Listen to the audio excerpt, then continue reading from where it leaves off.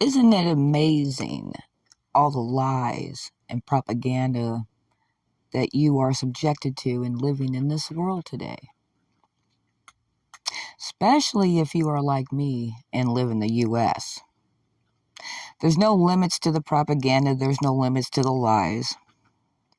But today,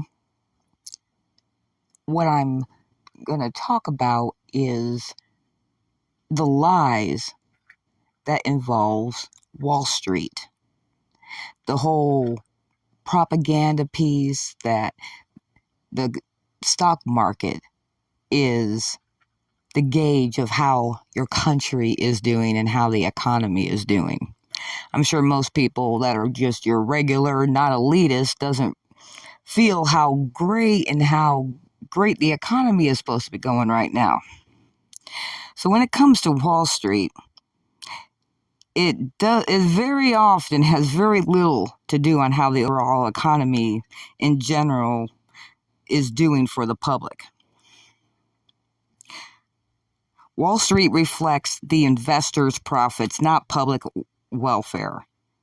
Stock prices are based on corporate profits, future earnings, and investor confidence, not everyday life for most people.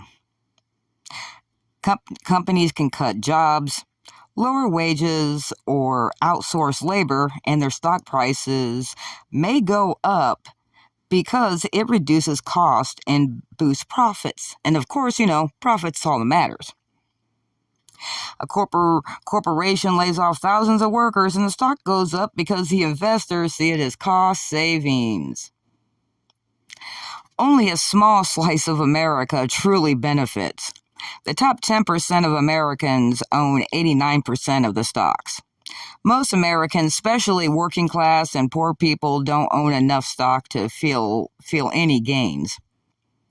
Retirement accounts like 401k may rise in value, but that doesn't help people living paycheck to paycheck right now.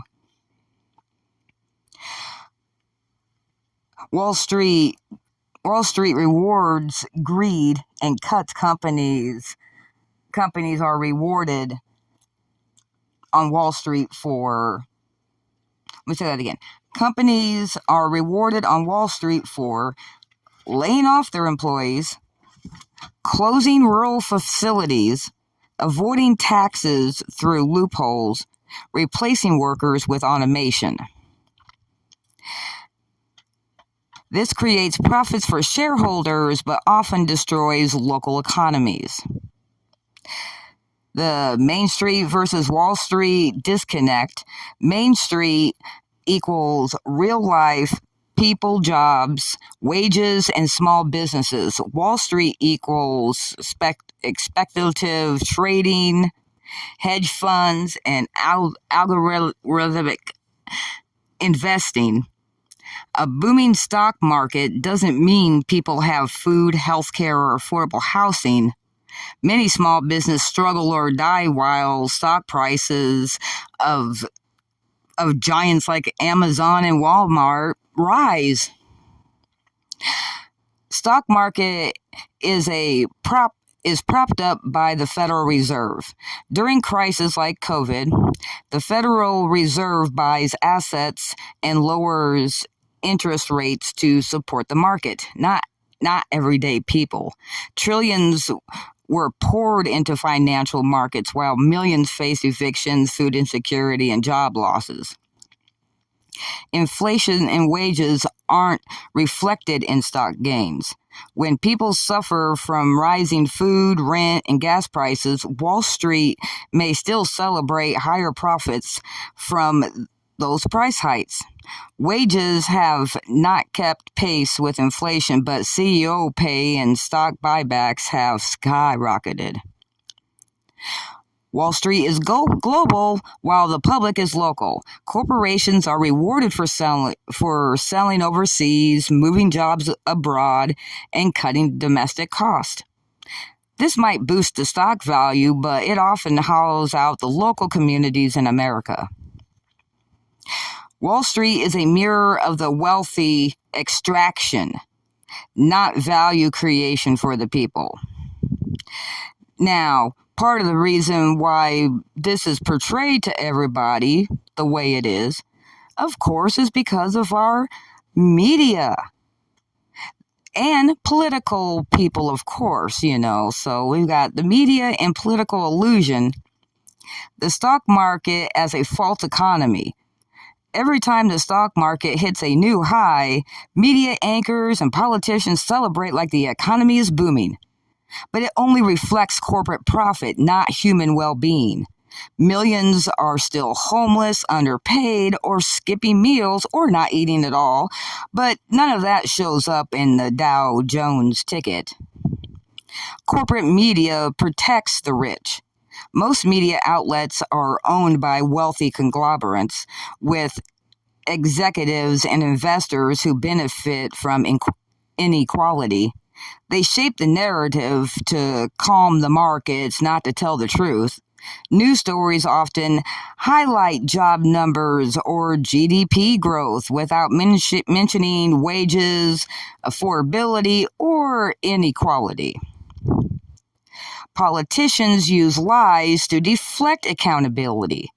Leaders on both sides brag about a strong economy by pointing out Wall Street while ignoring crumbling schools, the tent cities popping up all over, overworked, underpaid workers. They equate economic success with profit margins, not public health or human dignity. Downplaying real struggles, poverty is repacked as bad spending habits. Labor movements are labeled as they're just being entitled. Rent hikes and food prices are explained away as market forces, not policy failures or corporate greed. Manipulating the language to hide sufferings. Terms like market volatility, soft landing, or consumer confidence distract from the reality people are hurting. News cycles focus on investor mood, not the fact that the working families can't afford rent or insulin. The consequences of this deception. People blame themselves for failing in a system that is rigged against them. Hope is replaced with confusion and anger. The real economic pain for everyday people is buried under a mountain of financial jargon and false optimism. It allows the ruling class to avoid responsibility while the public turns on each other. So that is the big lie that I have decided to cover today. Thank you for checking out my channel. And if you like, leave a like and a subscribe, and see you on the next one.